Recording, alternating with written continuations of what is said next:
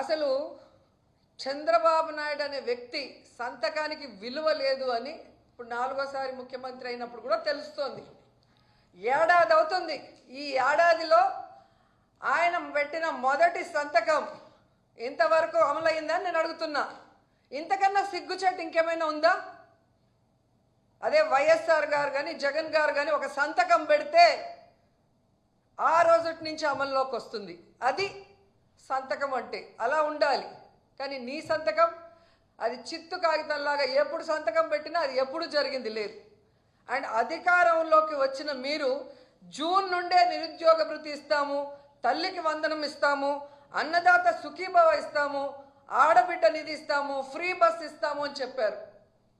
బాండ్లు ఇచ్చారు.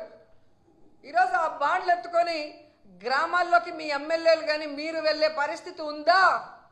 పరకలతో కొడతారు, చెప్పులతో కొడతారు. ఆ భయం మీకు ఉంది కాబట్టే ప్రజల్లోకి వెళ్ళలేక వాటి మీద ఏమీ చెప్పుకోలేక ఈ విధంగా డైవర్షన్ డర్టీ పాలిటిక్స్తో ఎలా ఎవరి మీద తప్పుడు కేసులు పెట్టి దాని మీద మీ పచ్చ ఛానళ్లలో రౌండ్ టేబుల్ డిస్కషన్లు పెట్టి మీ పచ్చ నాయకులతో విశ్లేషకులుగా ఏ విధంగా విషయాన్ని చిమ్ముతున్నారో ఈ రాష్ట్ర ప్రజలకి ఏడాది కాలంలోనే అర్థమైపోయింది.